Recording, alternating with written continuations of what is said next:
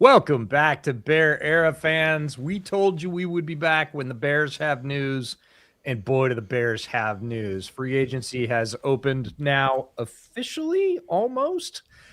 People can start signing things. We are in the middle of the woefully named legal tampering period, which is neither legal nor just tampering, but we're going to bring you all the updates today on what Chicago has been up to so far in early in this part of the offseason that is crucial for team building. But before we get into all that, Kieran, how you been? It's been a while. How you hanging in there? It's nice. It's good to be back. I think when I was chatting to Mike over the last couple of weeks, I was like, I hate no football. I hate when nothing's happening. Like I like the combine. I like that you get to hear all these rumors and you get like about a million messages from people. But I've seen obviously different for you being there. But like I used to love watching every moment of it, but then I'm like, there's about 5% of this that actually matters when it comes to the draft. So I'm like, just get me to first free agency to see who's going to be Chicago Bear in 2026. I expected a big change, and that's what we've gotten. And it's going to be fun to talk about today. Yeah, we're going to roll through all of it. We will probably get into the combine a little bit as well, as you mentioned. And yeah, it is interesting having been to the combine in person for the last 3 years now. You start to realize that what goes on the field, which is the most highly publicized piece of it, is actually probably the smallest piece of it. It's not that it doesn't matter, but it doesn't matter as much as you think it does compared to everything else that's going on in Indianapolis, around town, at steakhouses, at bars, in coffee shops. And that's all the stuff we're going to talk about today, which is the formation of all these agreements. They are all laid out in principle in Indianapolis, and some of them even earlier, starting at the Senior Bowl in Mobile or the Shrine. Like this is the landscape that gets shaped out. And then really this is somebody said this to me yesterday and it made a lot of sense. This is the agent Super Bowl, right? And it's the up to season, right? The contract is worth up to, they're trying to put the biggest number they can out there for their clients. And this is when they get publicity. We might get sick of reading those tweets, but what it comes out to in the end is new football players for the Chicago Bears. And we have lots of those to talk about. Is there a particular place you want to start? One of the signings that is the apple of your eye and the first thing you want to talk about? I'm gonna start before the signings because I think it's very important. You also, when you talk about the draft, and then you see a very similar move being made, and obviously it's DJ Moore going to the Buffalo Bills, and that was the one. Like, we had so many rumors over the combine. I think most messages, and I was messaging you about this as well. You had rumors about DJ, you had rumors about Tyson, you had rumors about Tremaine, you had rumors about a couple of others, but the DJ one, it seemed like it was gonna happen. It was just to who and for how much. And for the week of the combine, the Bills were a team that were mentioned. There were other teams that have been reported that were mentioned, but the price that the Bears got was never mentioned.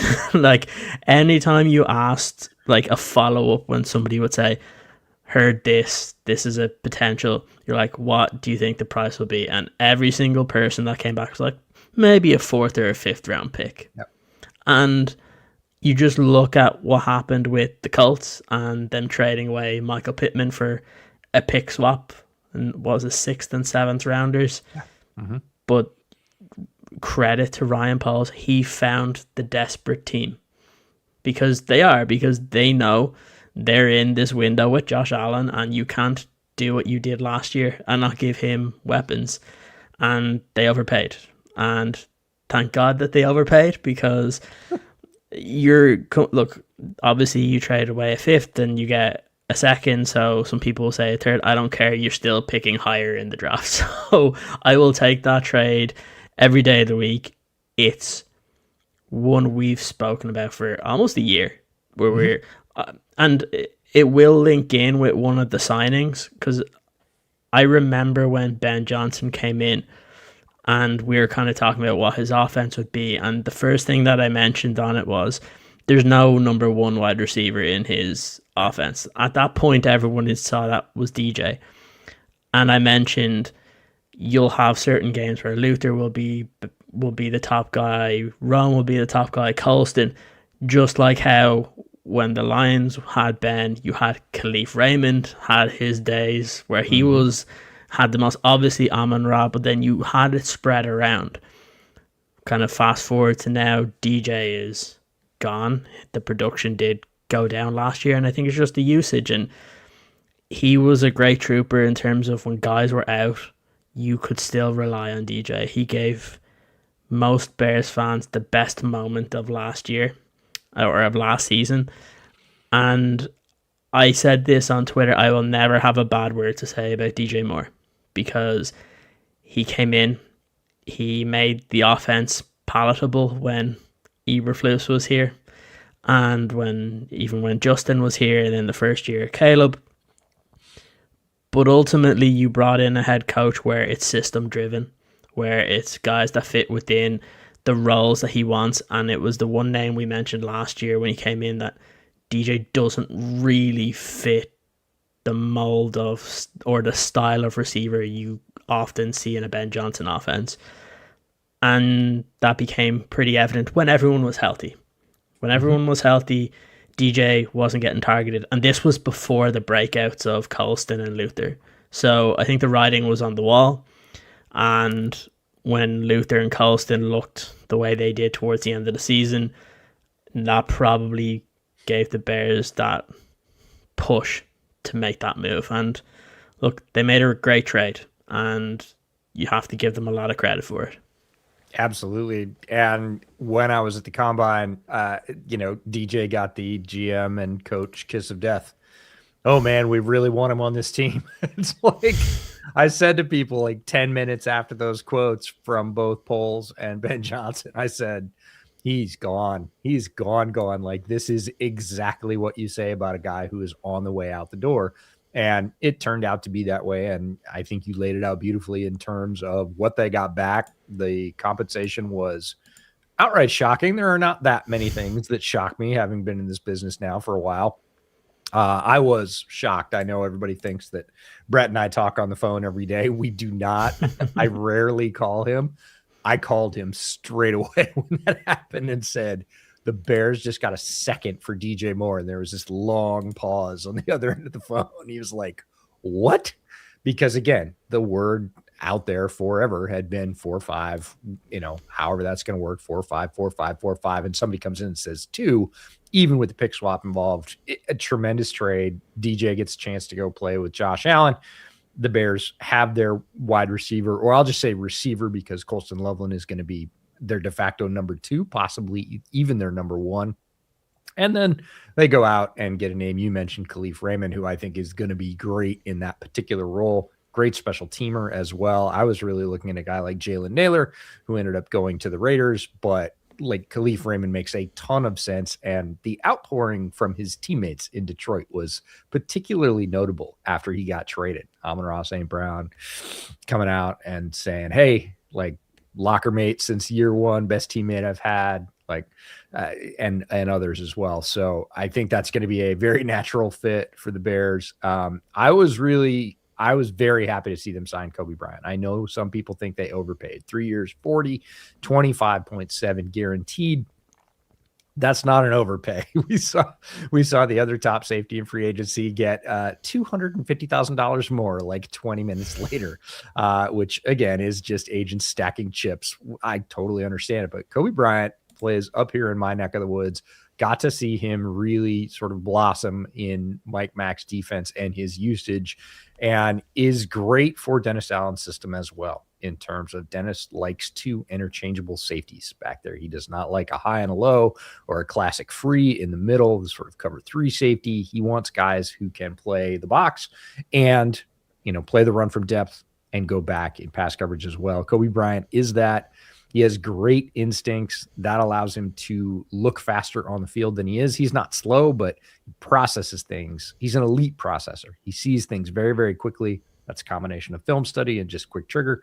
And he will get to places all the way across the field. And that is the way the defense is structured and played. You need guys that can do that.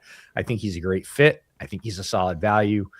It was a huge need. Obviously, no safeties under contract of note. Yes, it's a good safety draft, but you don't want to go into this draft needing to draft 2 or 2.5 safeties. Like that's too much. So this was a need move. It was a fit move. I think it was a value, at least in line with current value.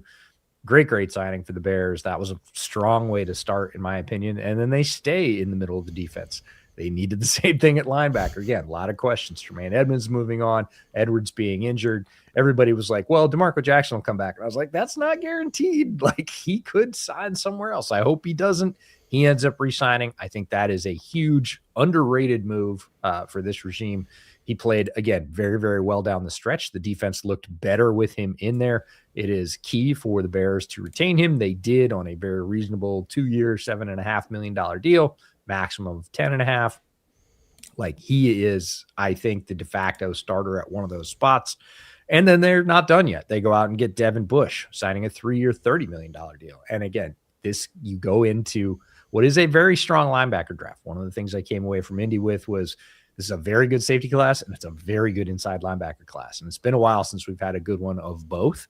And they line up very strongly with Bears' needs, but you don't want to go in needing 2 linebackers and 2.5 safeties. That's 5.5 draft picks. Like, you don't want that. So it's the Bears checking off those needs. And yeah, my math isn't great there, so everybody can check it in the comments, but not enough coffee today or too much. I can't tell which, but they come away. And again, Neville Gallimore, we'll talk about in a second, but I don't want to kind of go all 3 levels. Basically going right down the spine of the defense and saying, hey, we need to solidify the inside linebacker position. We need to shore up safety, and we need some help in the middle of the line as well. They went right down the spine of the defense early in free agency and didn't break the bank to do it. Both things I think are important. Yeah, 100%. Obviously, coming into free agency with DJ going, and then we heard that Tremaine Edmonds was going to be let go. That was an obvious one, even though there was a lot of rumors about like trades and stuff. And look, he ended up at the place where there was rumors. And again, it's very difficult to hold on to a guy when you're paying him that amount. And we mentioned it time and time again towards the end of the season. DeMarco Jackson outplayed Tremaine Edmonds, and the team and the defense looked faster when he was on the field. And it's no surprise that when he got onto the field, the uptick of the play, even in the playoffs, it got better. He deserved to be a guy that came back. And when I saw that Tremaine was gone, it was expected. But I think my first tweet out after that was, I really hope DeMarco Jackson gets re-signed. And luckily, I think it was either that night or very early in the morning, there was rumors that he was expected to sign, and then eventually did. And that was a good way to kind of kick off the legal tampering window, where you at least solidified one of your linebacker positions. And granted, he can, if you want him to start, if you want him to have a similar role to last year, look, he earned playing time last year, and that contract will determine that as well. But then you knew you needed to get faster. You needed to get more athletic, and you bring in Devin Bush as another linebacker on this team.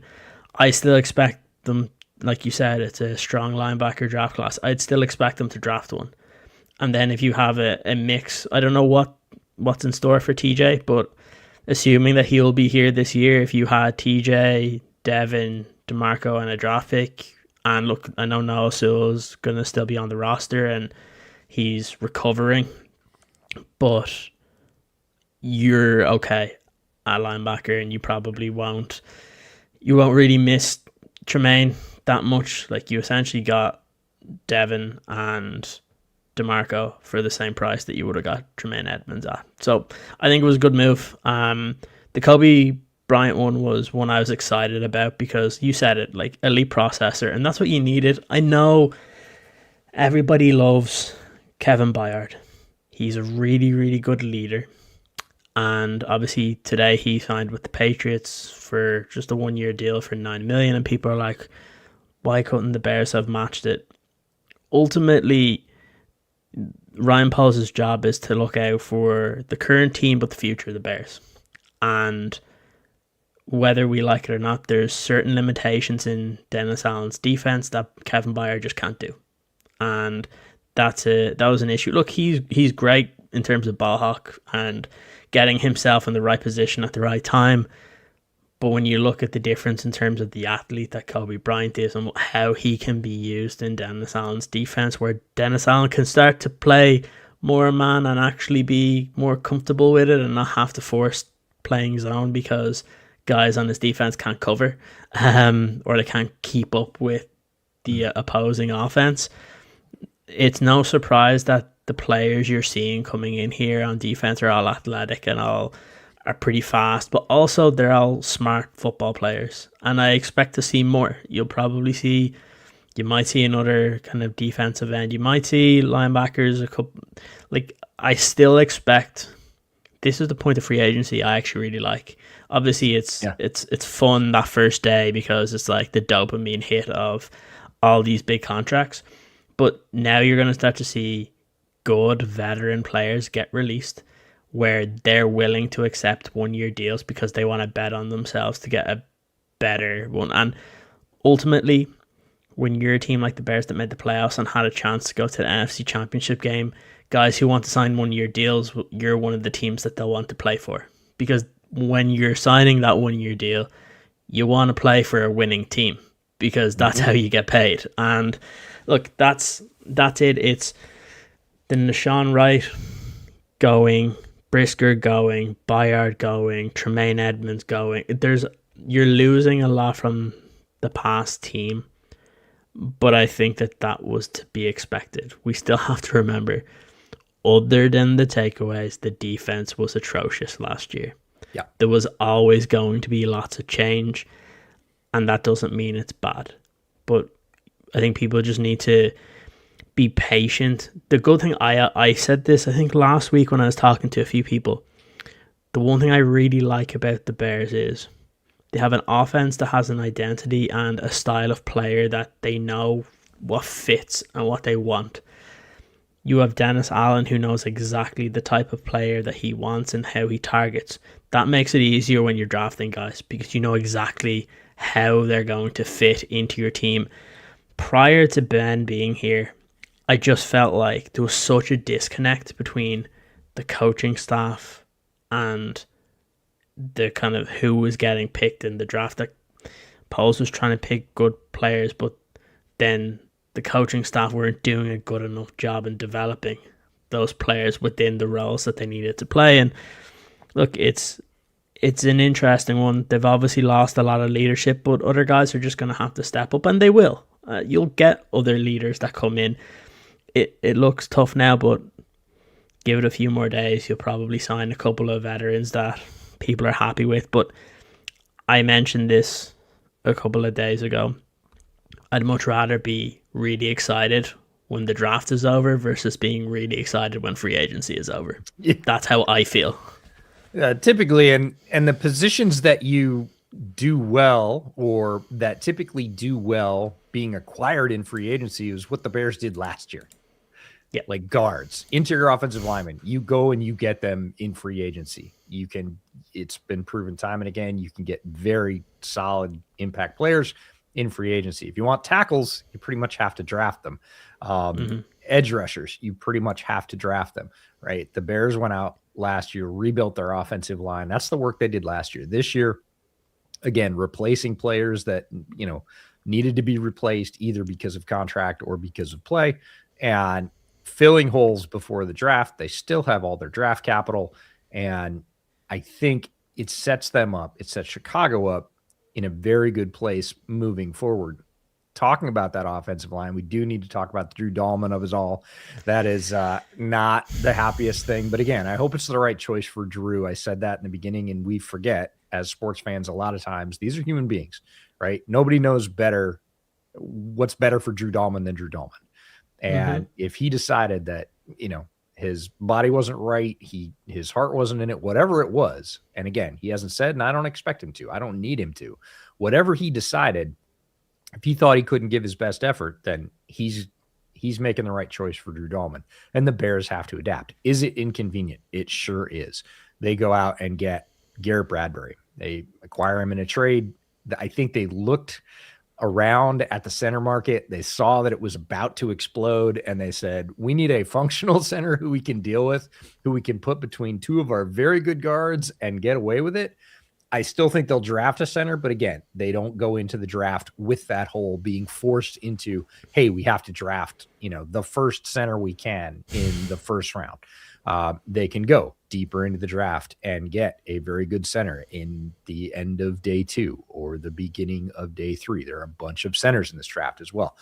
I know it sounds like I'm saying this draft's strengths, even though everybody says it's kind of a weak draft. I don't necessarily think it is. And it does line up very well with what the Bears needed in terms of inside linebacker and safety and edge rusher. They need pass rush as well, and there's plenty of that here too. But all of a sudden they have a need at center, and coming away from Indianapolis, I was like, there's a bunch of guys in this class that can play center, and I don't always feel that way. Sometimes you come away and you're like, well, if you need a center, you better get one of these 3, and that's it. After that, it's a cliff, and you're just kind of hoping. Not the case this year. There are centers in the 3rd and 4th round who will end up being quality starters in the league. So they do that. They solidify the left tackle spot with Braxton Jones on a 1-year deal. It's good for Braxton. He comes back, gets to try and start. Again, if he plays well, he can get back into free agency next year. He's familiar with the team. He's a year healthier. Everybody's like, yeah, but you benched him in the middle of last year. Well, he wasn't physically right. He wasn't strong enough. And the coaching staff, I'm just going to say, had the balls to say, look, this isn't working. You need to sit down. We're going to try one of the other 2 or 3 options we have on this team because you're not getting it done right now. And that's hard to do, especially at a position like left tackle. And I am actually encouraged that this staff did that at that time. It worked out. Unfortunately, Ozzie ends up getting injured. Braxton's had another chance of 6 to 8 months here to heal before he gets back on the field, tries to reestablish himself at that spot. And then right before we started up today, Jed Wills signs. Again, another guy coming off injury, a guy that sat out all of last year to get his body right because he couldn't get his knee right. He has, hopefully been away from the game. Well, he has been away from the game for a year. Hopefully it's gotten him fully healthy. I saw his name on a list. You and I were talking about this before the show. I saw his name on a list like 3 or 4 days ago, and I was like, oh, yeah, Jed Wills. I remember first-round pick. It's a big deal. I met his agent at the time, Nicole Lynn. She was, that was one of her first big first-round, big dollar signings as an offensive tackle. Came in, got injured, was never really right after that. And, presumably has gone away, rehabbed, is back at the market, trying to reestablish himself in the NFL. I think it's a great signing. You talked about this being your favorite wave of free agency, right? That you're getting these value deals now in the 2nd and 3rd wave. And it's so funny with free agency being picked over the way that it is that we go from the first wave of free agency is like 10 hours now. And then by the end of the first day, we're into like, oh, this guy signed for 1 year, $5 million. And you're like, I guess we're into wave 3. So wave 2 and wave 3, don't blink, you miss it. It shows up pretty quickly, but there are a lot of value signings out there. I don't think the Bears are done. I can see another corner.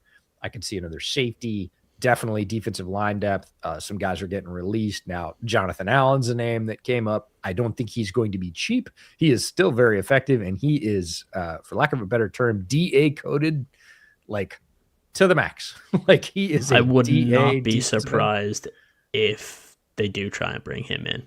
I bet they are talking about it right now, and I bet they're just trying to figure it out because he will not necessarily be cheap. I think he's worth it. He's still got a dominant hump move.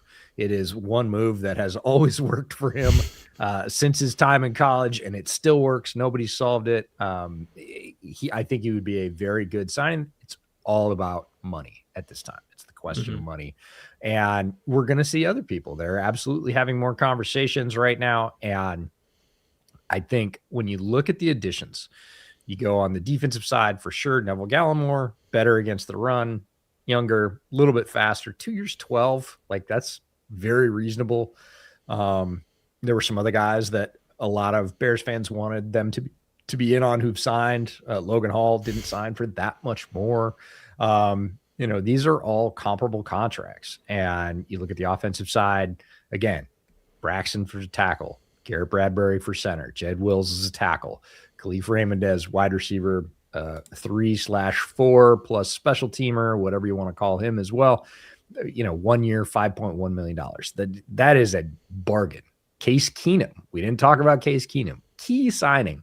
Case Keenum is, I heard him referred to as the highest paid coach in the NFL. I think that's pretty much accurate. Like if you listen to people behind the scenes in Chicago, his presence is one of the biggest factors in Caleb's growth over the last year. And I think keeping him in that role for that reason, not necessarily what he brings you on the field. If he has to play, if Caleb goes down, yes, that's part of his job. I think the much larger part of his job. And again, it's 2-year, $4.4 million deal with a maximum of $8 million. You're talking about 2.2-ish base, with escalators, maybe $3 million a year for a guy that helps stabilize the most important player on your roster in terms of helping him ascend and understand what it means to play quarterback in the NFL. That's a great signing. And nobody's going to trumpet Case Keenum for $4.4 million a year as a signing, but it's very important to the Bears. And I think DeMarco Jackson's the same way. Nobody's going to get hyped about DeMarco Jackson. You kind of should. He was one of the better players, certainly in the middle level of that defense last year. And again, we've still got the draft to go, but the draft is going to be a lot of fun because they now have choice. They can play the board more than their needs. And that's what the best teams do. They are not absolutely locked into needs so badly that they end up making choices that just really don't fit the reality of what the strength of the draft class is or how you want to construct your team from either a financial perspective or just a roster building and roster balance perspective. Yeah, it's really interesting and this is why I kind of say this is the time of free agency I like, because in general, I always have to fight it down when people get really hyped prior to free agency because free agent, I always say I don't like when my team has to spend a lot of money in free agency on early in free agency. And the reason is you're spending high value dollar on mid-tier players for the most part.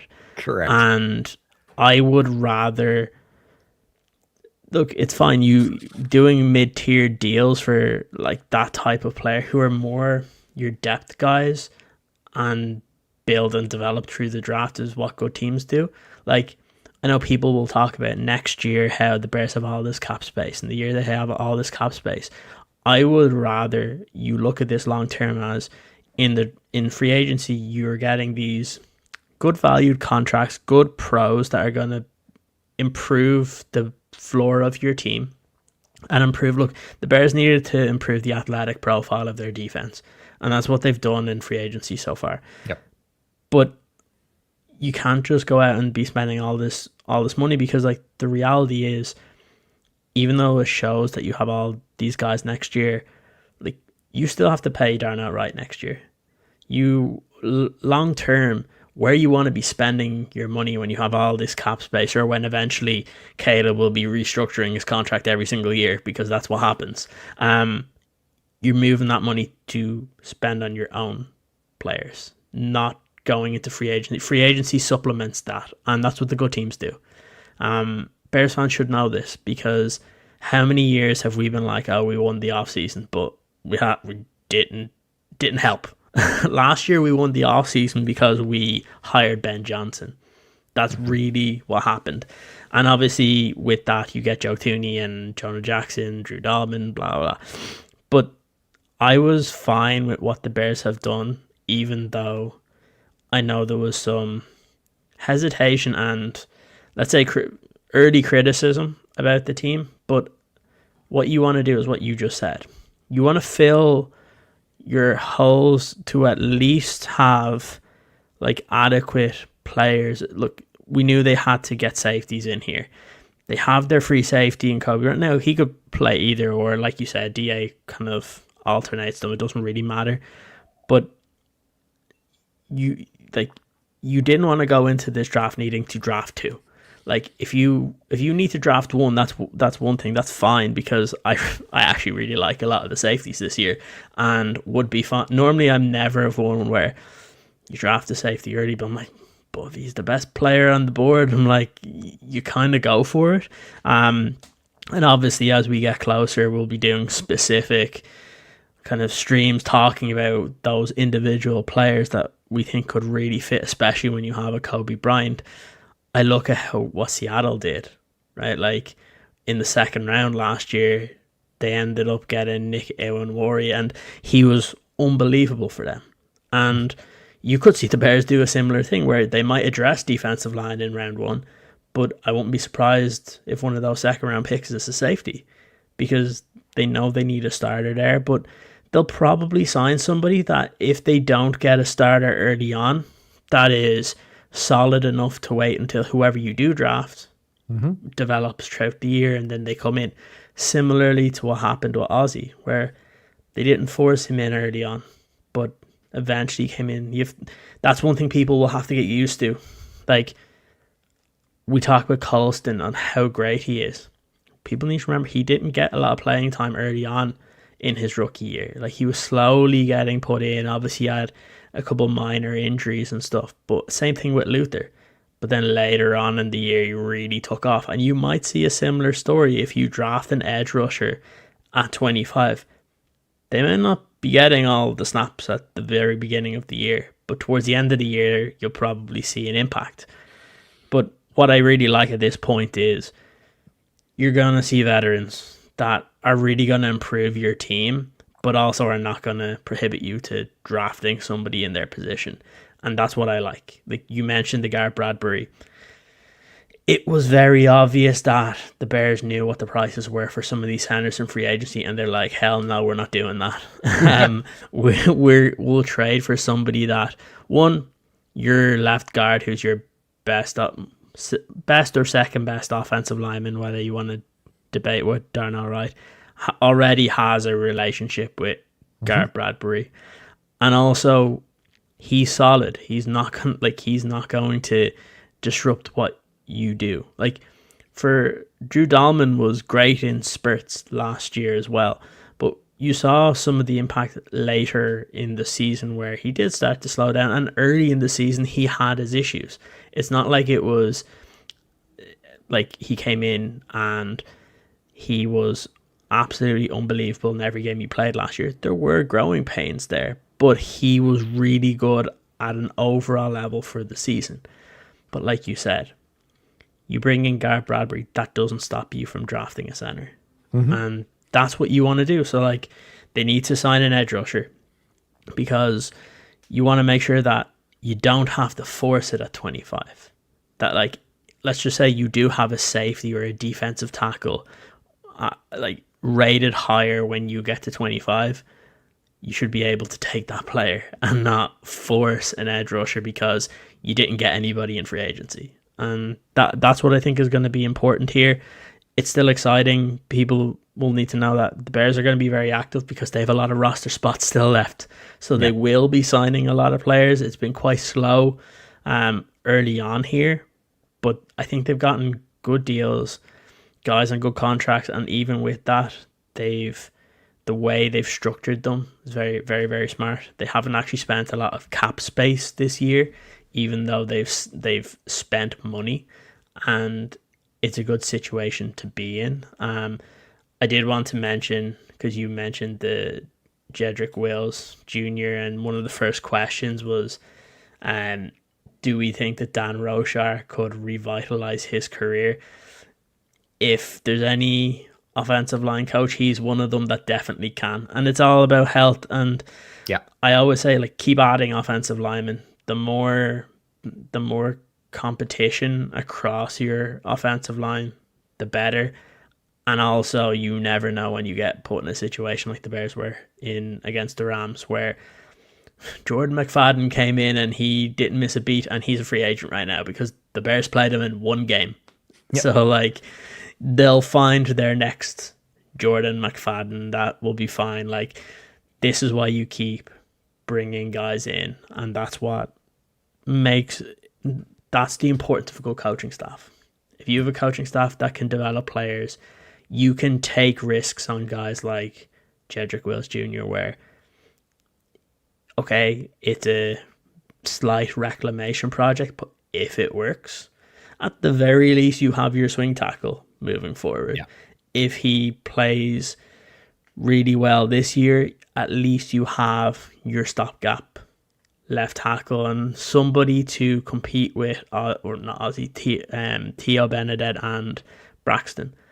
Mm-hmm. And that's what you want. Like, it may not be perfect this year. It wasn't perfect last year, but again, that's all you need. You just need some competition there and try and make sure that the offensive line isn't going to be a hindrance to what you want to do offensively. I don't think it's going to be. I think the offense is still going to be good this year, and it's just more of how can they drag the defense up to give more wiggle room for the offense to where you're not constantly in these late games every single week.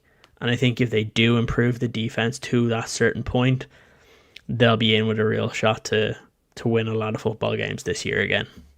Yeah, I think that's a good assessment of both the offensive line and what they need to do on defense. Because again, the reality of the defense was it was not good. It was extremely fortunate with turnovers. Thinking that will repeat is a good way to fall flat on your face. There were a lot of changes that needed to be made, additions. Which one? There's a trade that just went down. Osa? Yeah. Yeah. I'm surprised. I thought they would have to send more. It was just a 3rd round pick. Yeah, well, some of that's relative positioning for where both those teams are on their offensive line, but this is Osa Odigizua going from the Cowboys to the 49ers. Yeah. I think a nice addition for San Francisco, good player. Yeah. I bet the Bears called about Osa. It was, it'd been rumored for a couple of days now that he was a name that was available. And these are going to continue to shake loose, like you said. Jonathan Allen just got released this morning. Jonathan Gernard is another one. He is unhappy with his contract with the Vikings. He is a very good edge. I think he is one of those players whose production is far higher than his name recognition in the NFL. Now, he's not going to be cheap, but again, like you said, they haven't spent a ton of cap. They could move things around to accommodate a Gernard if they wanted to, if they think that's a worthy move. So they're not done yet. We're going to see I don't know that we'll see a ton of high level moves, the ones you talked about as dopamine type moves. But they could do it. They are in position to do it if they want to, or if those opportunities come available, because that's the thing is it's unexpected. I'm going to share some with you that I haven't shared with you yet, just because I haven't had the chance. And you were talking about offensive line development. And when I was at the Combine, again, it's kind of a full spectrum of opportunities. You have lunches and dinners and breakfasts, and you're on the field, in the stadium, and all this stuff. And you sort of pick up things everywhere. And I was having a conversation with somebody that is friendly with the Bears offensive line coaching staff. And he just kind of dropped this in conversation. We were talking about it, and he was talking about Jonah Jackson. And this is just a fascinating little piece of insight, at least to me, into the league. So I'll share it with you, and you can tell me whether I should just shut up or whether this is, a fun little nugget.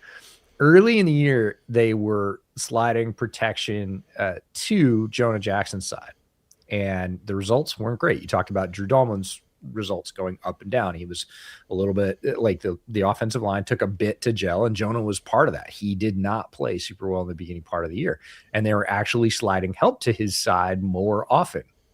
And they found out through film watching more than anything else that when they slid protection away, he did better. When they just left him on an island and said, take care of your guy, no help, that basically when you have a duo or combo block in pass protection, like you have to basically balance it with the other player. Okay, how much of him do you have? How much of him do I have?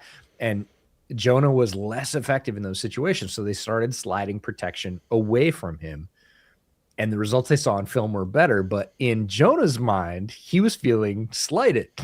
So his play level was increasing and his grades were increasing and they were getting better results. But he was like, hey, why do I never get any help? Why do you put me on an island all the time? And they're like, Jonah, because you play better when you don't have to sort that trash, when you are clear. Nobody's here. It's just me versus him. And when that's the case, you erase the guy. And that change, that realization by the coaching staff and that shift of, hey, if we're going to slide protection, we're going to slide it away from Jonah's side, was commensurate with his increase, where you started to see his effectiveness really ramp up. And they had to have that conversation because he was feeling like, hey, why are you leaving me out here to die? And they're like, you don't die, you excel, you win every time. And then, again, these are the conversations that happen between players themselves, between, guards and centers, between guards and coaches, and like, oh, this is how it works best. And everybody kind of dials in. And we saw that both with Drew and with Jonah as the season went on. Both of them played better football. And to me, stuff like that is fascinating. And it just comes up over breakfast. And you're like, okay, that's a cool thing to learn. And so I hope they can do it with all of these players, with Jed Wills, with Garrett Bradbury, I guarantee they're going to draft a center in this draft. There's too many good centers, and you're one injury away from having no Garrett Bradbury. So they're going to continue to do this, and having a coaching staff, especially an offensive line coaching staff, that is capable of that kind of recognition and development and conversation is thrilling to me, because I think it's safe to say that has not been present in Chicago for a while, and it makes a huge difference for a football team when it's there. And that's why you see an uptick even from year 1 to year 2 with a successful young coaching staff, because I think people forget that when a coaching staff comes in, there's so much that they have to do in the first 2 to 3 months that it's like you're like asses on fire, basically, because you come in, suddenly it's free agency, and then you're like, well, we need to prepare for the draft. Who are we bringing in here? And then you're already coming in, how are we going to organize OTAs? How are we going to organize training camp? And you're thinking about that. They already have that done now. They know what they're doing for this. They know how. And also, when you bring in basically a new offensive line, like, you're having to figure out what makes each of these guys tick. And these guys don't know each other. It's not like you have any sort of holdovers. And the good thing now is, okay, yes, there's going to be at least one difference in Bradbury, but he already has chemistry with Joe Thuney. So, like, these are the types of things that are important. You mentioned it. They're gonna draft the center. It's very interesting. I was reading a story today from Brad Biggs, talked about Bears had a lot of people at Kansas State's. Yep. Sam Hecht. Yep. Yeah.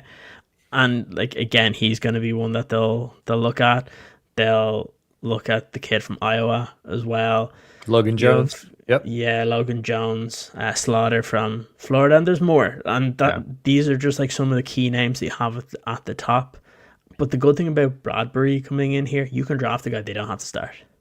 Like, they can, because center's not easy to come in and just start straight away. Like, it doesn't happen all the time, and it means that you have that kind of possibility of letting them learn.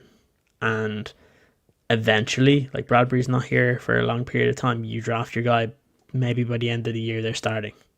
Or maybe it's next year and they're starting. But that's what you want to be able to do. And it's interesting to see how that goes. There's a couple of questions in here. There's a few I don't really know.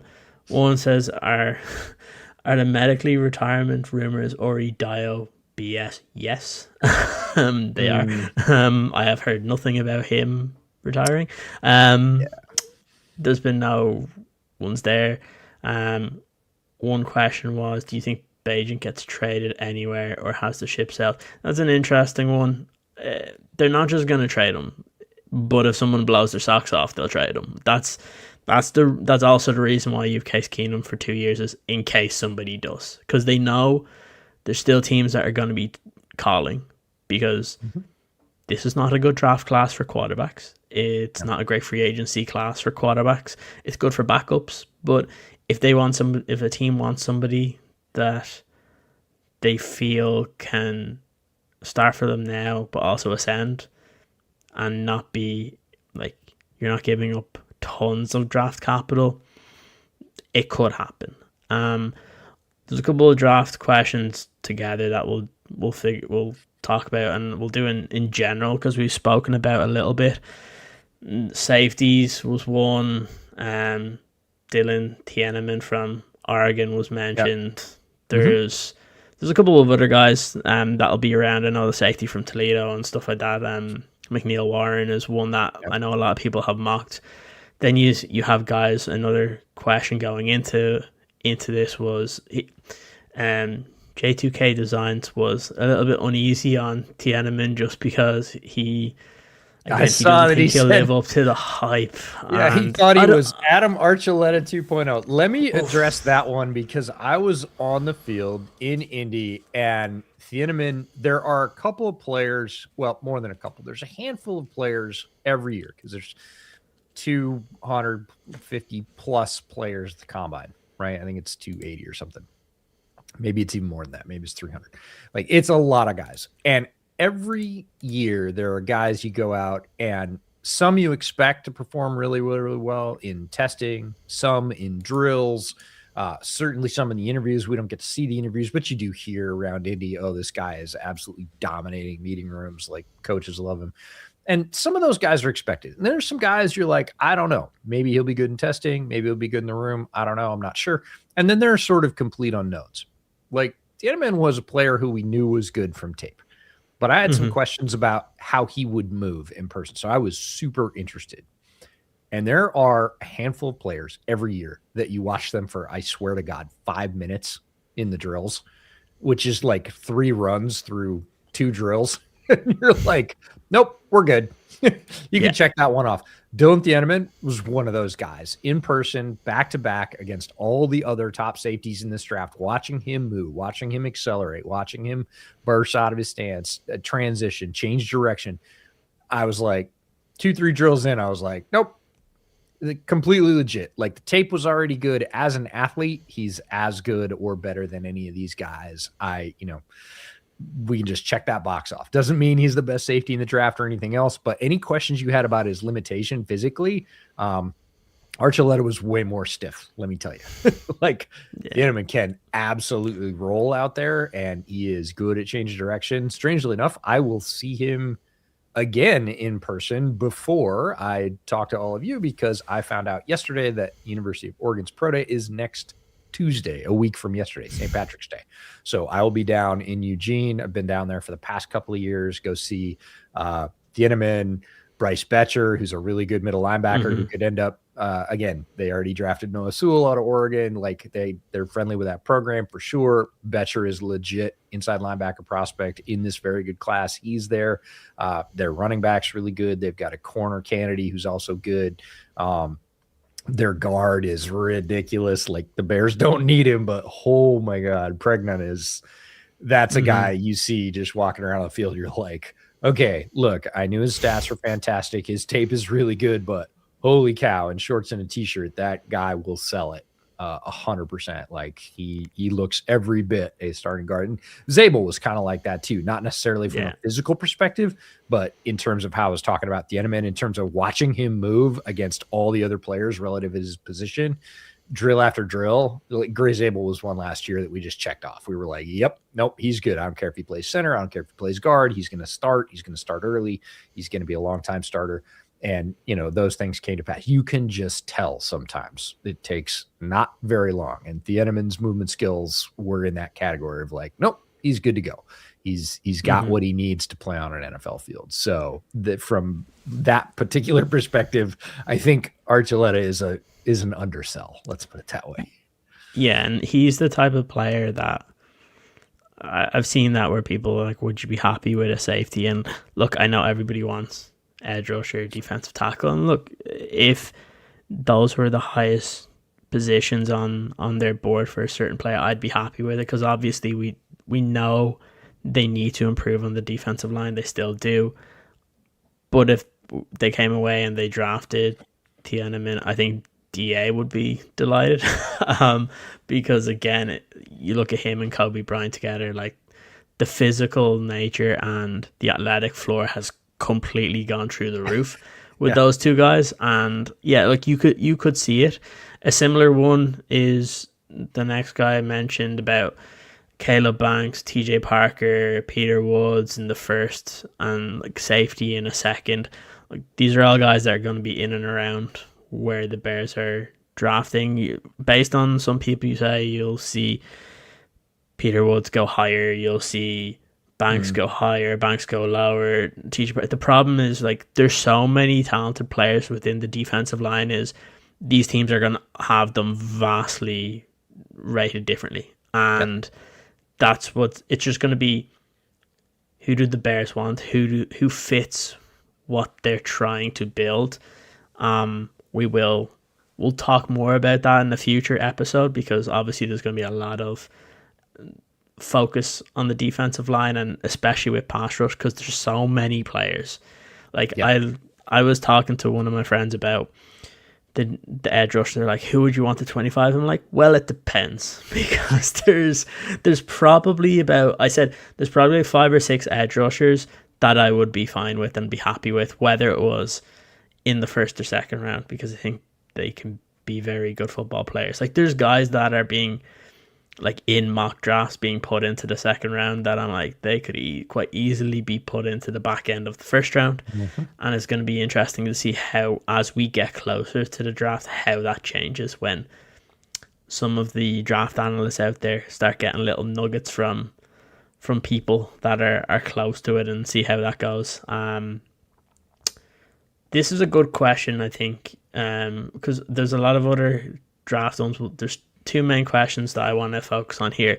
We've spoken about this a little bit in terms of the draft side of things, but Quasar5604 says, what positions would be a key signing to keep the Bears from being trapped in the draft? Well, so I think what's the first thing that comes to your mind?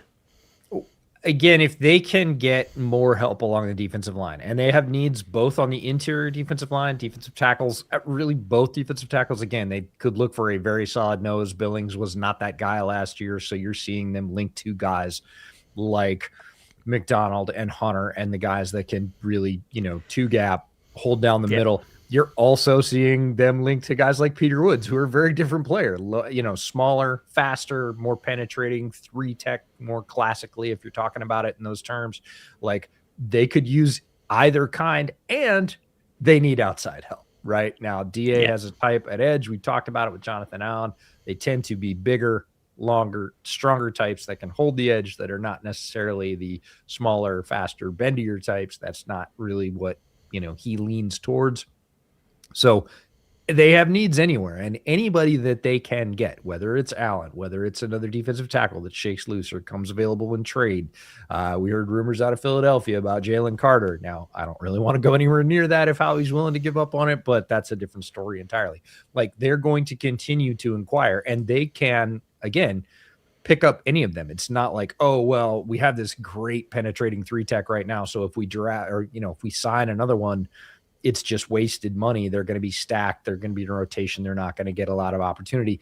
If you get a great player at any one of those 3 spots, any of the 2 interior defensive tackle spots or edge, even DPR, if a designated pass rusher comes available and is reasonable and they think, hey, this is a guy we can add to the rotation, those are all things that free them up from not having to push it.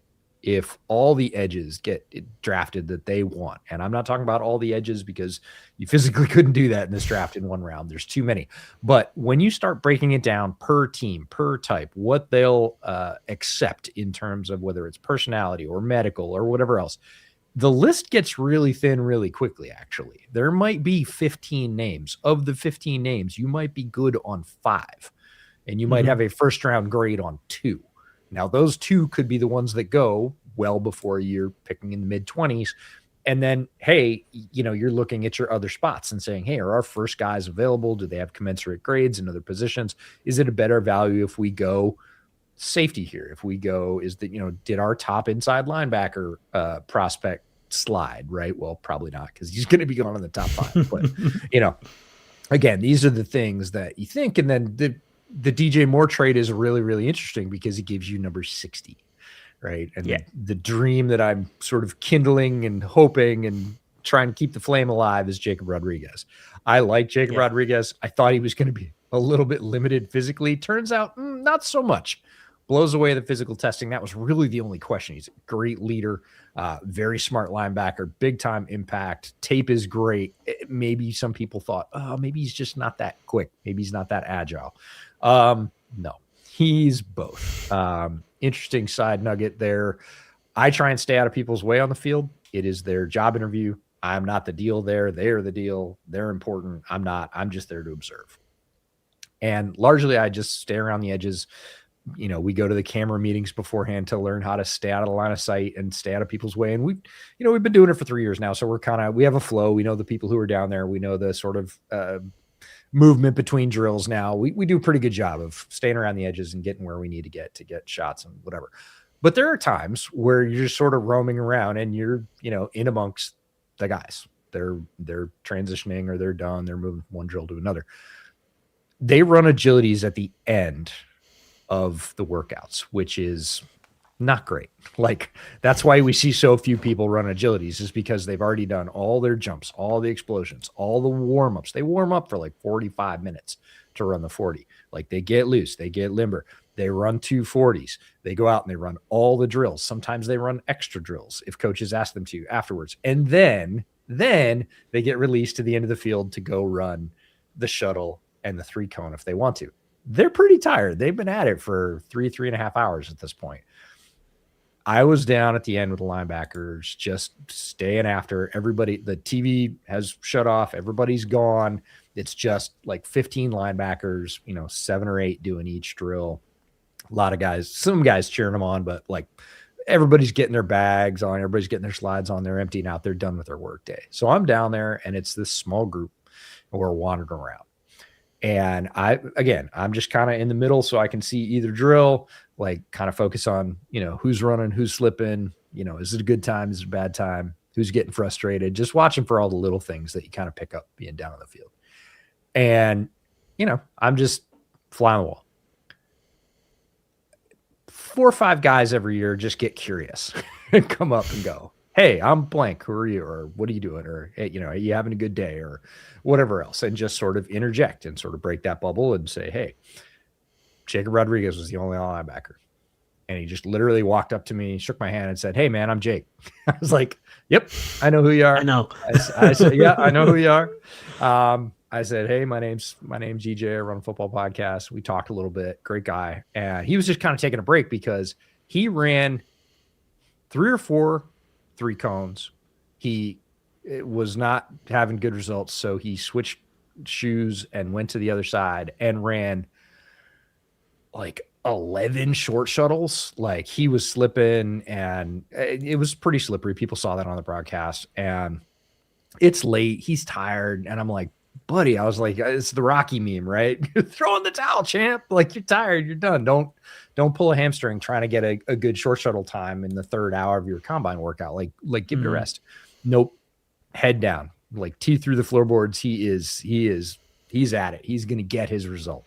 So ends up running a decent short shuttle, goes back over to the 3-cone. Now he's running more 3-cones because he was not happy with his 3-cone time.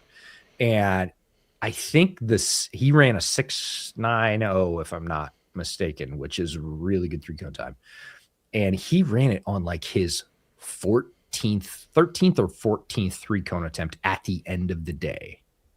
And I was like, all right, this guy, he's got what you want, right? He's a great leader. He's affable. He was joking with the other guys. People are definitely responding to him.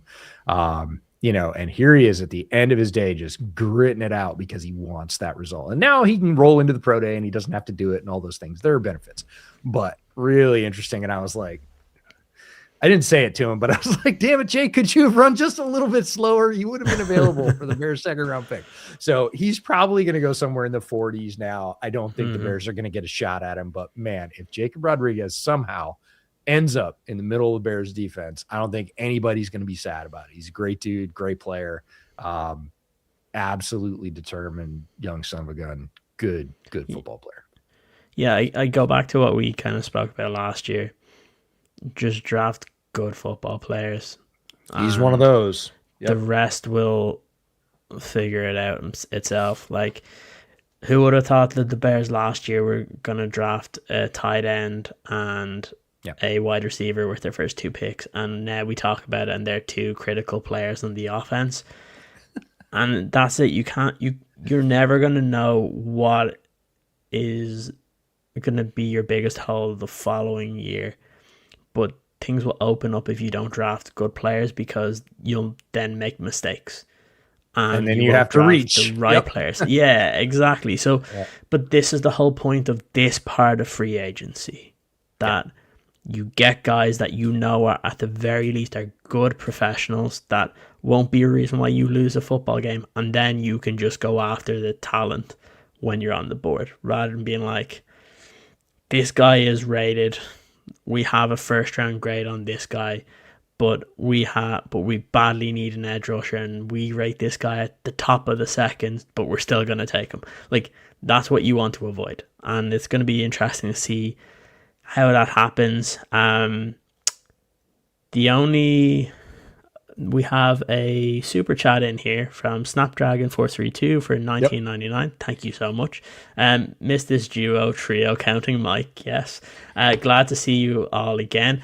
Yeah, absolutely. Thank you so much. And also, I think the last time that I checked, there was like 90 something people in here, so we really do appreciate you guys for joining us. Obviously, we're just back from a little hiatus when there was no football, but now obviously we will transition to draft stuff, and there will be kind of streams and podcasts and videos coming up over the next couple of weeks. All right. I don't like to tip it until it's a sure thing, but in Indianapolis, 2 people did say they would come onto this podcast directly and gave me their cell numbers to make it happen, which is the difference, right? The whole like, oh yeah, I'll come on your podcast, sure, as opposed to, hey, I'll come on the podcast and here's my number. So Yeah. first one, Stacey Dales. Stacey is fantastic. I've gotten to know her down on the field over the past 2-3 years. You, of course, all know her from her tremendous work at the Combine and on NFL sidelines. She is Chicago based, and it was funny. We had that conversation last year, and I ran into her on Tuesday night, and she said, "Hey, EJ," not just like hi. And I was like, "Oh, okay." So she kind of remembers. And then the next day, she's working the podiums because a lot of people don't realize that she is there with a stack of cards that she has been filling out for weeks. And her staff has been, they all have roundtables. They sit and do production meetings well before they get to the combine and say, what are we going to do? Who are we going to focus on? What are our storylines? And she's there filling out extra details, asking questions at the podiums. And she came up to me and grabbed my arm and said, "Hey, if there's anybody from this group," and it was safeties, that you think I should highlight, like, come over to the table, talk to Laura and I, and we'll talk about it. And I was like, oh, okay. So I went over, and one of the guys we ended up talking about, strangely enough, was Dylan Thieneman. And they had already had him kind of like, we're pretty sure and I said, yes, here's what I know about him. I think that would be a great highlight. He is going to run today, so it's going to work out really. Anyways, that all worked out. But we're about halfway through that process at the table, and just non sequitur, like, she looks up and she goes, "Did you text me last year?" And I was like, "Yep." And she's like, "I'm so sorry. I lost it." She goes, "Text me again right now. I'm coming on your podcast." I said, "Look, Stace, we're all busy. Like, I didn't take it personally. It's no big deal." She says, "I'm not too busy for you." So Stacey Dales will be on Bear Era. Nice. Courtney Cronin as well. I ran into Courtney the night before. She was like, "Nope, give me a couple of weeks to get clear the combine, and then things will calm down, and yes, we will do it." So Stacey and Courtney at some point over the next 3 to 4 months will be on Bear Era, and that will be a lot of fun. Absolutely. And look, obviously super chat mentioned trio, and there is a trio here, a Absolutely. very important third member of the podcast. So there is one question that we will talk about at the very end of this show, and obviously it's to do with Crosby and stuff, because that is a question that's in there, and it's said by NBlaw95, the big question. We'll talk about our thoughts on that after, Mike on the mic. So without further ado, here it is.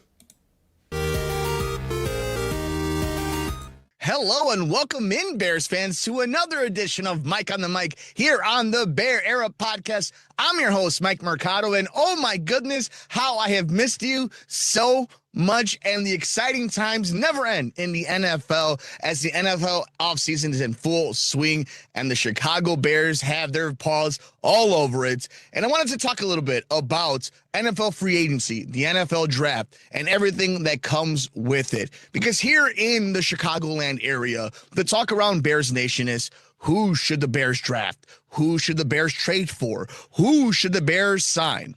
And I think, well, that's a lot of fun. And if you're listening to us here on the Bear Era Podcast, you're listening to EJ Snyder and Kieran Hall, and they're trusted voices in our community that are going to give you names and are going to give you players that are going to impact this team, that can be key players to help this team move forward in their progression.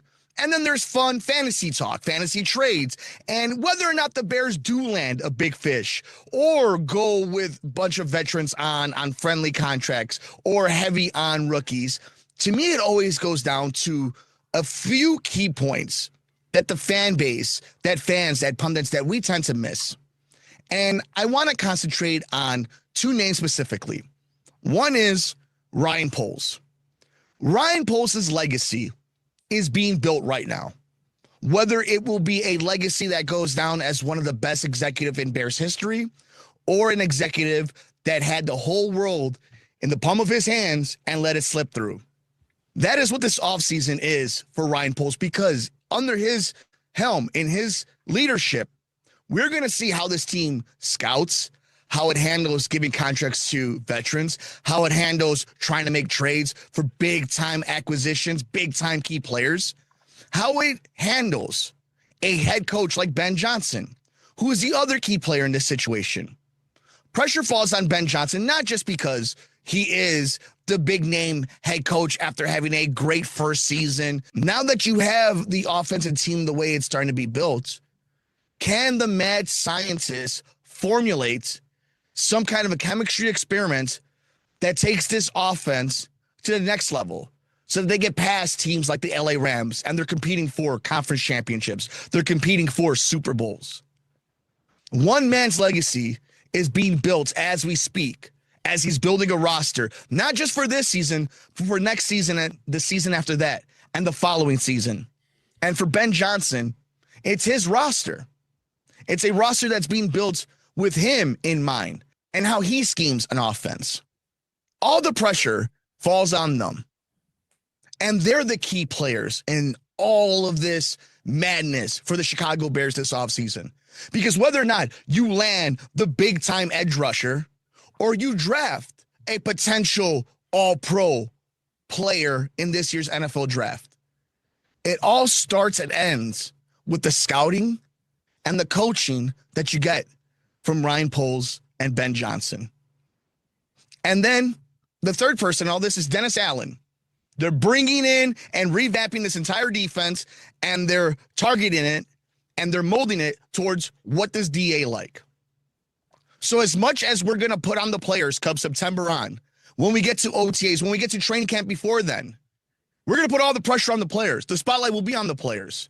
But don't forget this moment right now, in the beginning of spring, when the offseason first starts, that the road to a championship, the road to a contender, the road to legitimizing your franchise and your franchise taking that next step as a competitive organization starts right now, and it's on the shoulders of Ryan Poles and Ben Johnson. Thank you so much for joining us on this edition of Mike on the Mic here on the Bear Era Podcast. Thank you so much for joining us on the Bear Era Offseason Podcast over on TikTok and on Instagram with myself and Kieran Hall. We really, really appreciate all the support.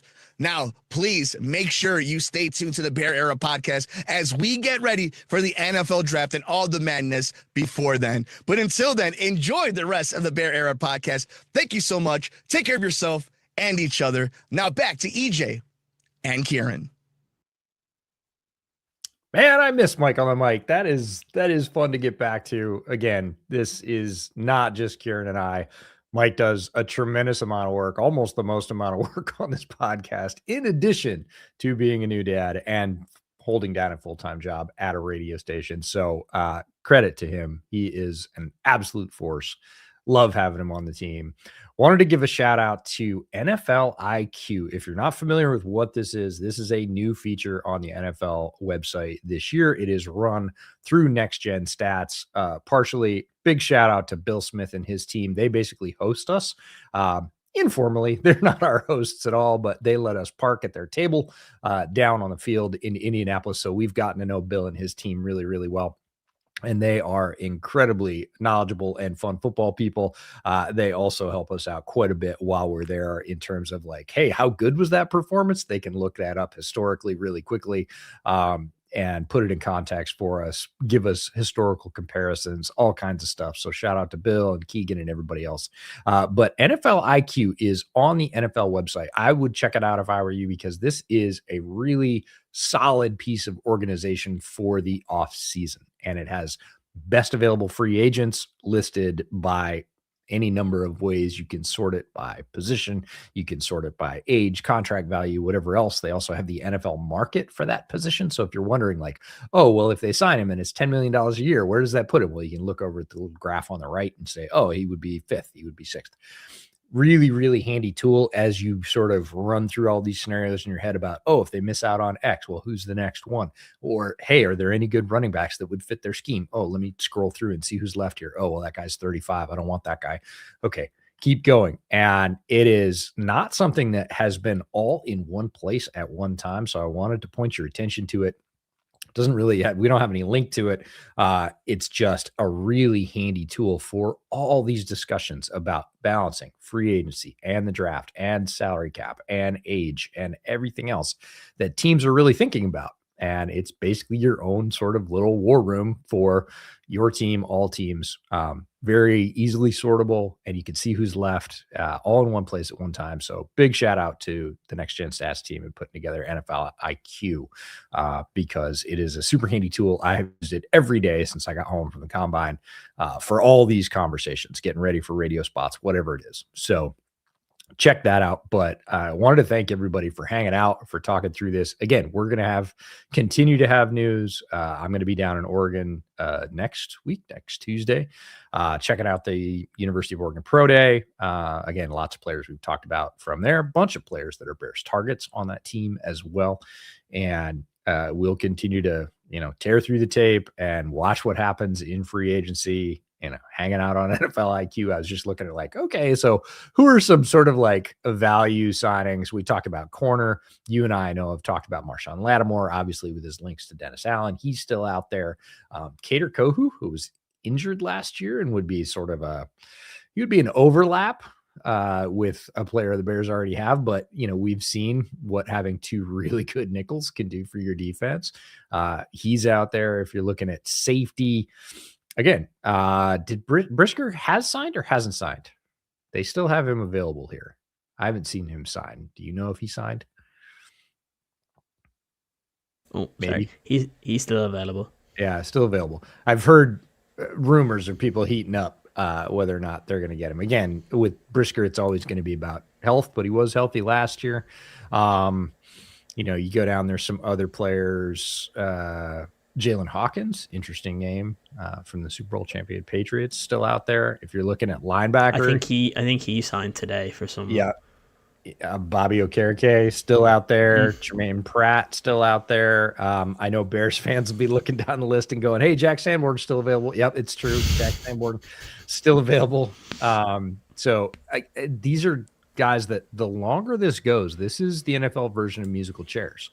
Every hour we go through free agency, there's less money available in pools. So these guys, if they want to play football, are going to end up signing 1 year, hey, make it look good deals. And you're going to be able to get some of these guys who are super experienced, still very effective players for extremely low rates. And that's where the real value of free agency and building out the bottom of your roster is. So, still some good defensive tackle players out there who are, on a rotational basis.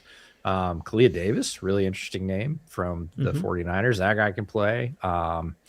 Sam, and I can't ever pronounce his name correctly. Okianu? I think. Yeah. Really good player who's only 28. I'm surprised actually that he has to sign a deal just from a sort of analytics perspective. Like he's an effective player when he's on the field. I don't know if there's something medically that's keeping him from signing, or he's just not that big a name and people are kind of, again, slow playing it and letting the deals go down. I would be thrilled if the Bears added somebody like him on the defensive line rotation. So lots of good players still out there. Some running backs, Jerome Ford still available. Yeah. Michael Carter, the annual call for Michael Carter to come to Chicago. I do it. I'm culpable there. I bring it up every year. I think he's a good fit, but Michael Carter is now, oh God, how old do you think he is? 27.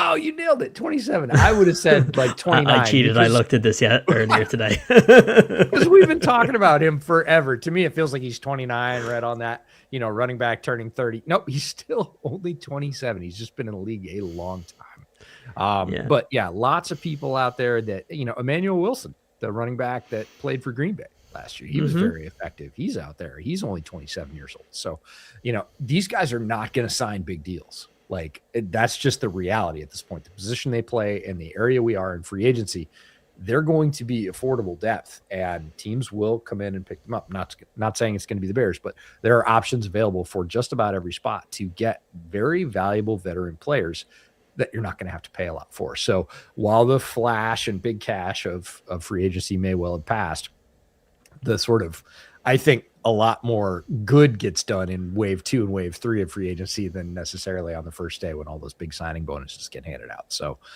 we will see.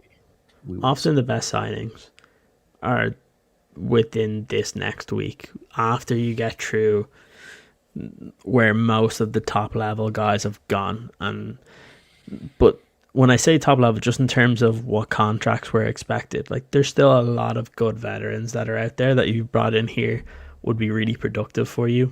It's going to be really interesting over the next couple of days because, like you said, as it goes down, I think just based on the Bears have a lot of roster spots available, which you are not going to fix in the draft and the UDFA market. Like you're going to see a flurry of signings from the Bears over the next couple of days that will be a bunch of 1-year deals, and some of them won't work out, but often if you get 3 or 4 of those guys that then sign smaller extensions, like that's where you start to improve kind of your depth in your team. And Ryan Poles has said this was going to happen. He said they were going to be active, but it wasn't going to be nobody believed him.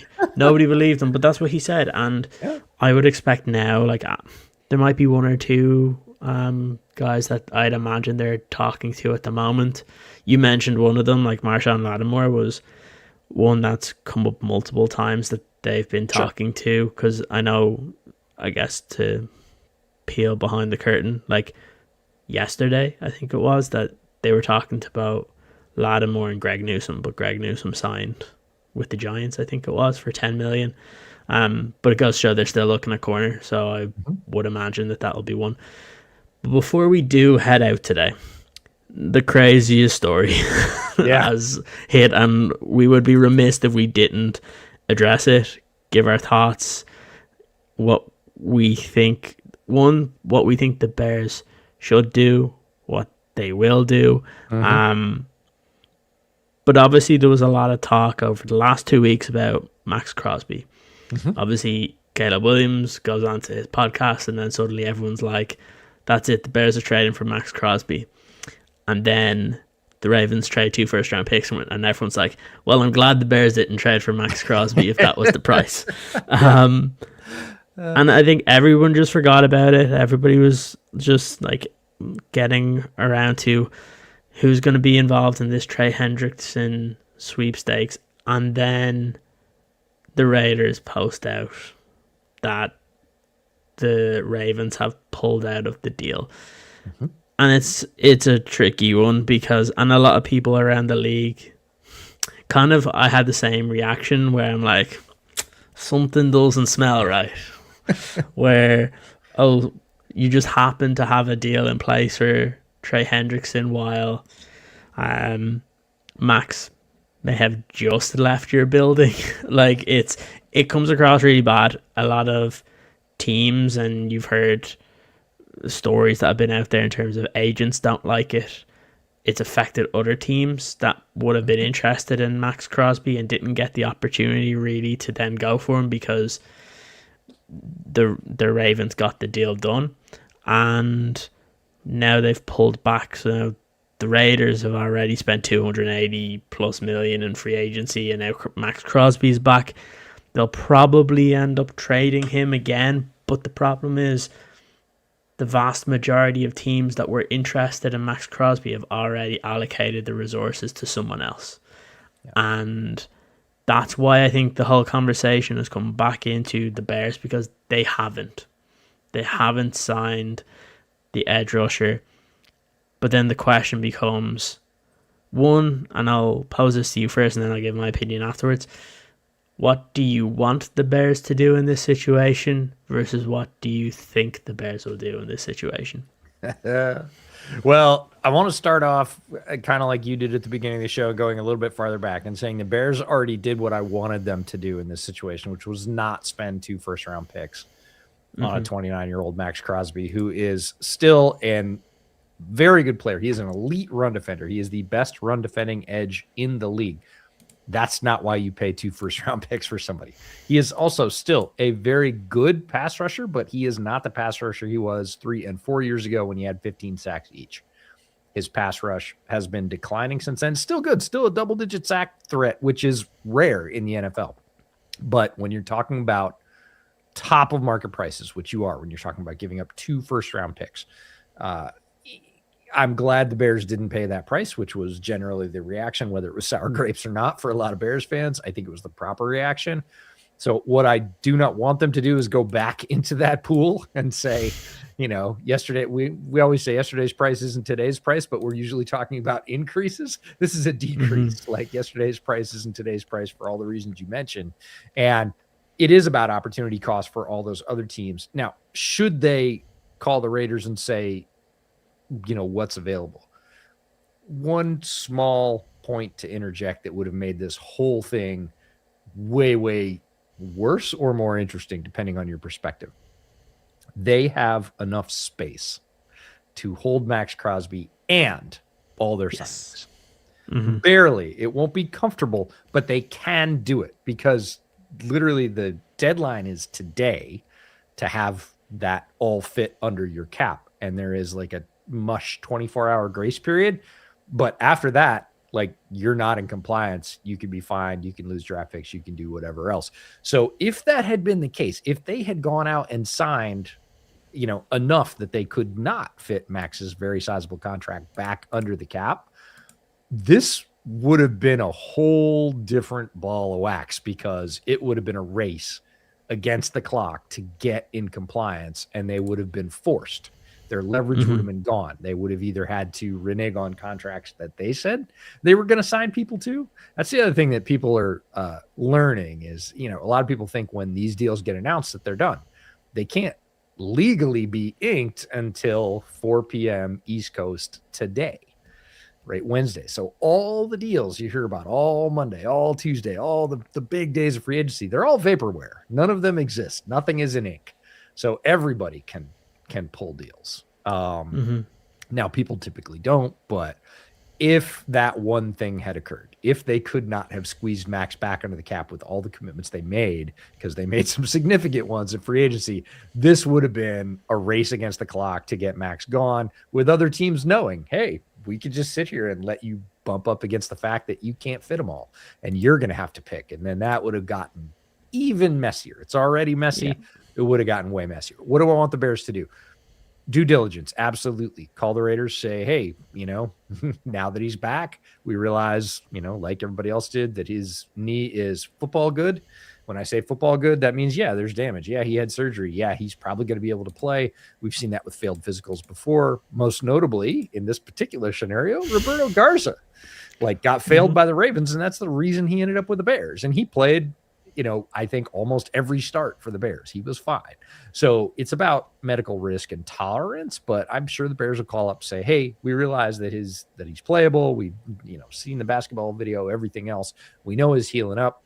And, what would you take now? And I think if I was the Bears, my first offer would be 2 2s. Yeah. Now, I don't think the Raiders are going to be happy with that. They're still going to want their 2 1s, which they're not going to get. And like all good things, compromise comes in the middle. And if you're the Bears, are you comfortable with everything in the deal, the cap space, the player, where he is now on his arc, his meds, medicals, everything else, right? Are you willing to pay what is hopefully a very low 1? Well, a 1, they'd probably want the 1 from this year. So 25 this year, and hopefully a very low 2 next year, which is down near 60 if you're lucky again. Do you think that's a fair deal? Right. And are you willing to accept that with everything you know? I think that's probably where the conversation will end up. I don't know that the Bears will be comfortable with it, but I wouldn't be terribly upset if they did that, because Max Crosby still a very good player, an elite run defender, like by far. I think he had 20 tackles for loss against the run last year, far more than any other edge in the NFL. Like, he is an elite run defender. So, and again, going to give you double-digit sacks. His pressure numbers have come down pretty significantly, but he's still better than anybody the Bears have by far in terms of pass rush. So, would be a strong addition, but it's all about question of value and how you value those picks and your tolerance for just risk in general. 29-year-old player with some medical history. Where do you come down? But I don't want them to do 2 first-round picks. I didn't want them to do it before. If they could get away with 2 2s, I would be thrilled. I think that would be a very solid value. I don't think the Raiders will probably settle for that. I think they'd rather keep him than do that, and they can. Yeah. I guess just from previous, I think this was a day or two before, I'll say I don't believe the Rich Eisen report that the Bears were willing to offer 2 1s, because different people that I'd spoken to, and this was about on like some people that'd be close enough to Raiders side of things, I don't think when it came to the first round of offers that the Bears had even offered a first round pick for Max Crosby, because what you said was where the Bears were at. Now, they probably that could have been their offer, and then they knew other teams were already offering way too much. And I think that's where it got to last time, where I think the Bears were willing to go to 2 day 2 picks, and 1 this year, 1 next year. But I'd say they knew that both the Cowboys and the Ravens had already gone 1 first rounder plus a high, at that stage was probably like a high day 2 pick, and then eventually ends up getting to 2 1s. If the Bears were to trade 25, and then next year potentially you could maybe put it in the deal of it's a 3rd round pick that's conditional that could go up to a 2 based on playing time. I think if you do that, it's beneficial for both teams, because the Raiders are not going to get 2 first round picks. They just won't, because the teams that were interested before are not the same teams. Mm-hmm. Like, you've seen Dallas has already come out and they said that we're not making that move, that we've moved on. Do I believe them? Probably not. If there was a deal to be made, Jerry Jones likes to make those moves. But right now the reporting is that they haven't moved forward with it, and maybe it's just they don't want to give up the picks. And also they did just sign Rashawn Gary, but that won't stop them from pulling off a trade like this.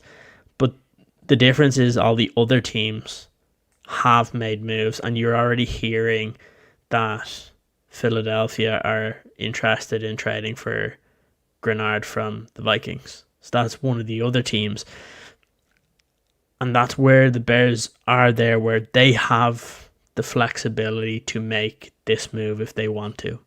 The question will it'll come down to price. If the Raiders were willing to accept number 25 this year and a 3rd round pick that could be conditional of a 2nd, I think the Bears would do the deal, because the one thing that has been very evident today, because it's come from, I know you mentioned it, but to me as well. But like there was, I think when we spoke earlier, I had 3 separate people that do not know each other that all messaged to say that the Bears were interested still. Sure. And that there were conversations, but that doesn't really show where it's going to go. Like, again, they could have conversation with the Raiders, and the Raiders were like, we're not moving off 2-1s, and then the Bears will hang up the phone, and they'll be like, cool, we'll draft guys then. Very short conversation. Yeah.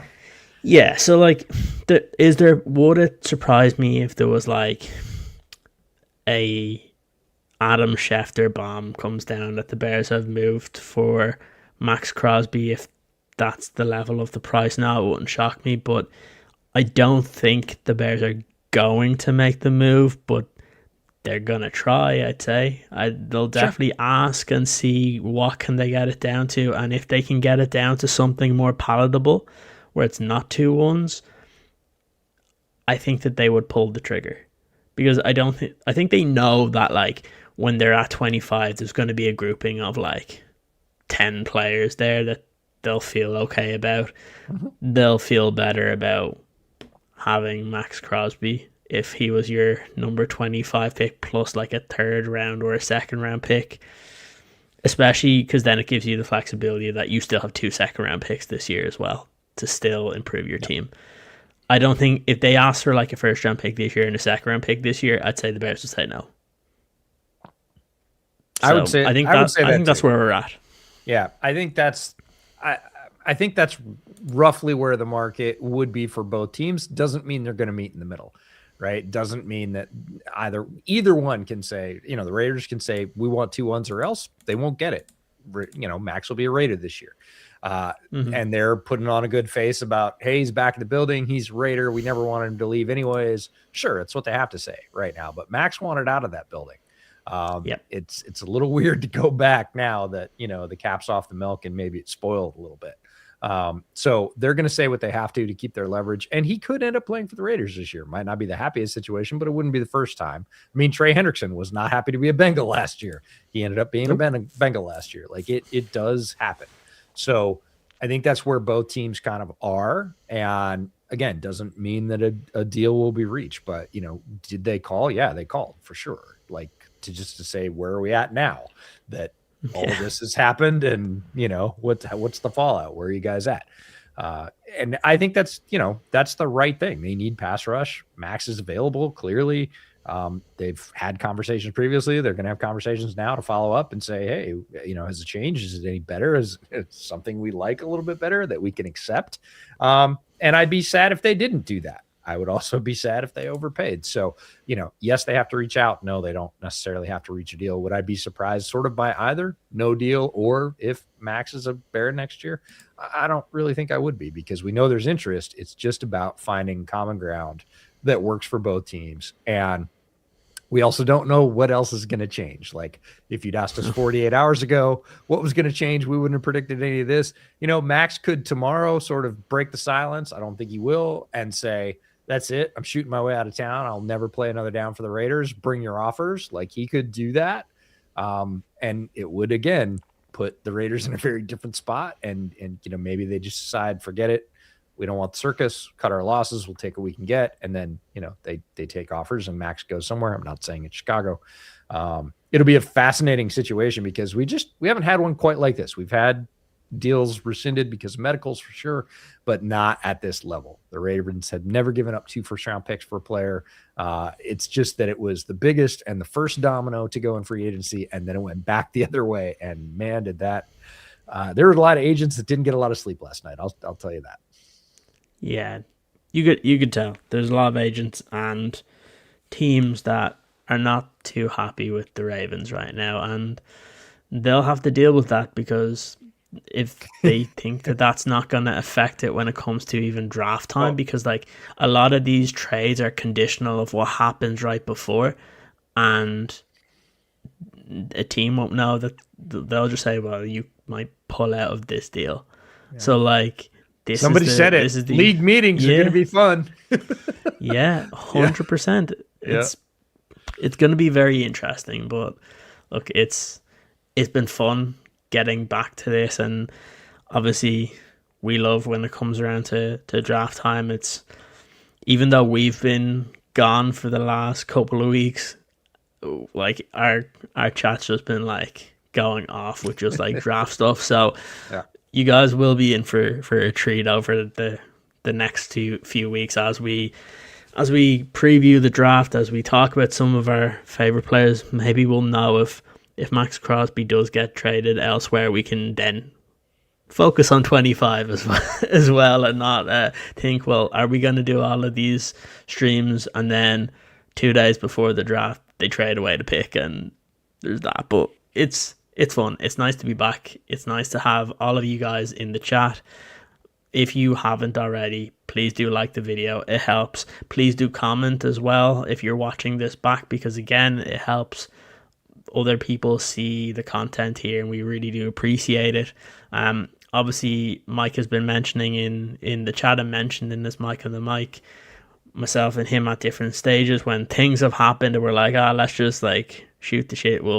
We talk about things on, I think Mike posted over on TikTok, he posted on the Instagram page, because we're all so busy and he takes care of so much for us, and that's why we say this is a trio. But do check some of those things out over on Instagram and over on TikTok, and obviously we've the Twitter page as well. But if you haven't subscribed already, please do, because we really, really do appreciate it.